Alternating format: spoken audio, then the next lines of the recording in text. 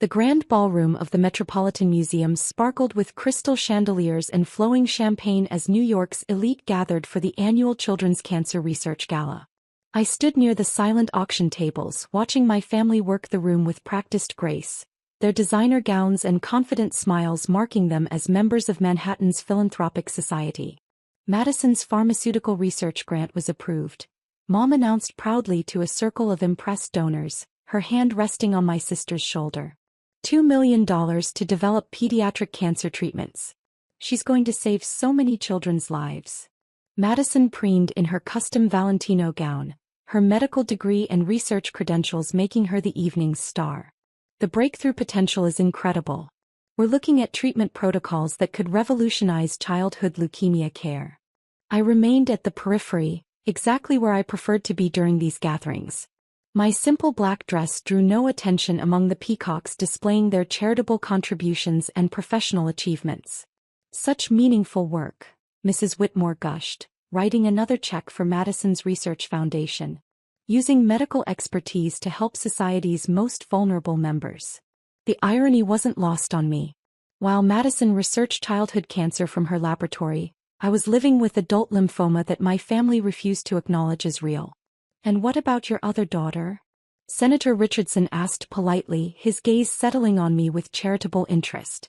"Oh, Catherine's been having some health anxieties lately," Mom replied with practiced dismissal. "Nothing serious.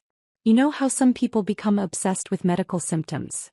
The conversation that haunted every family gathering had arrived. Madison's confident smile suggested she was ready to deliver her favorite diagnosis of my character flaws. "Honestly, it's embarrassing," Madison said with medical authority. "She claims to have lymphoma, but you don't even look sick," she added, gesturing toward my carefully applied makeup that hid the worst effects of chemotherapy. The assembled philanthropists nodded sympathetically, clearly familiar with family members who manufactured medical drama for attention. "Stage 3 Hodgkin's lymphoma," I said quietly, though my voice was barely audible over the gala's ambient noise. "See." Madison laughed, the sound cutting through the ballroom's elegant atmosphere. "She's memorized all the terminology. Classic hypochondria behavior. The medical appointments are constant," Dad added with parental frustration. "Oncology consultations, blood work, radiation therapy sessions. She's convinced herself she needs cancer treatment." If only they knew that my "convinced herself" diagnosis had come from the same medical center where Madison conducted her pediatric research. Or that I'd been timing my chemotherapy sessions around family events to avoid disrupting their social calendar. "Catherine's always been the dramatic one," Mom explained to the concerned donors. "While Madison pursued legitimate medical education, Catherine developed these imaginary health crises." My phone buzzed against my evening purse. A text from Dr. Peterson's office reminding me about tomorrow's scan results appointment.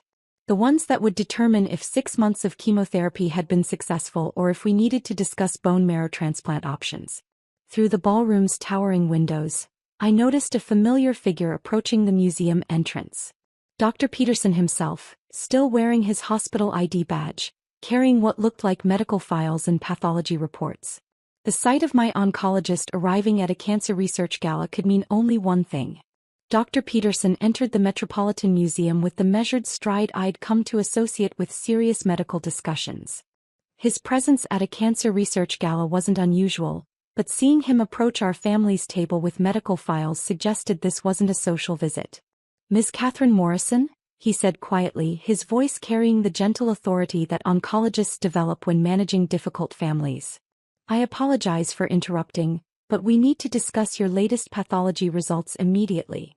The philanthropic conversation around our table faltered as a distinguished physician in hospital attire approached with obvious medical urgency. "Pathology results?" Dad asked with growing irritation. "Doctor, I think there's been some confusion. Catherine doesn't actually have cancer. She's been experiencing medical anxiety." Dr. Peterson's eyebrows rose as he took in the charity gala setting and my family's dismissive expressions. "Medical anxiety? She's convinced herself she has lymphoma," Madison explained with her research credentials lending authority to her amateur psychology. "Classic hypochondria behavior. We're trying to get her proper psychiatric help." The silence that followed was broken only by the gentle clinking of champagne glasses from nearby tables as other donors continued their charitable evening, unaware of the medical crisis developing at our table.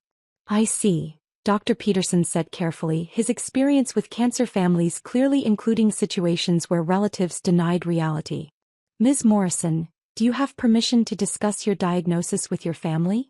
I nodded weakly, knowing that the next few minutes would destroy both my family's gala celebration and their assumptions about my character. Dr. Peterson opened his medical file and pulled out several pathology reports, spreading them across our charity auction table beside the expensive donation pledges. "These are your daughter's tissue biopsy results," he announced to my stunned family. "Classical Hodgkin's lymphoma, stage 3B with B symptoms, confirmed by 3 independent pathologists." Mom's champagne flute stopped halfway to her lips. Dad's charity auction paddle clattered to the table. "Stage 3 lymphoma?" Madison's voice cracked as her medical training supplied details she'd been refusing to acknowledge. "But that requires immediate aggressive treatment. 6 months of ABVD chemotherapy, which Ms. Morrison has been receiving faithfully," Dr. Peterson continued with clinical precision. "She's scheduled treatments around your family events to avoid disrupting important gatherings." The accusations of medical anxiety and hypochondria hung in the air like smoke from an extinguished candle. Madison's confident medical expertise was crumbling as she processed the reality of actual pathology reports. "The reason I came tonight," Dr. Peterson said, consulting his additional files, "is that today's staging scans show concerning developments that require immediate family consultation." Mrs. Whitmore, still holding her donation check, looked confused. "Concerning developments?" "The lymphoma has progressed despite treatment," Dr. Peterson explained gently. "We're now looking at stage 4 disease with bone marrow involvement. Ms. Morrison needs to make critical treatment decisions within the next 48 hours. The charity gala celebrating cancer research had become the setting for my family's confrontation with actual cancer progression. Dr. Peterson spread additional scan images across our charity gala table, transforming the elegant fundraising event into an emergency oncology consultation. The contrast was devastating. Lymphoma progression reports displayed among auction items for pediatric cancer research. "These are yesterday's PET scans," Dr. Peterson announced, his voice carrying clearly enough to draw attention from nearby donors. "The bright areas indicate active lymphoma in Ms. Morrison's bone marrow, spleen, and liver. Stage 4. Metastatic lymphoma."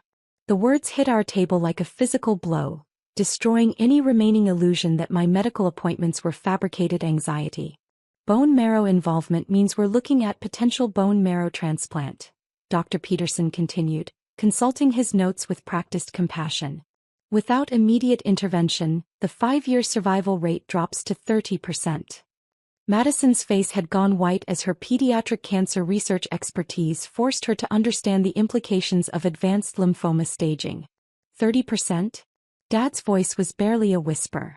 "But she looks fine.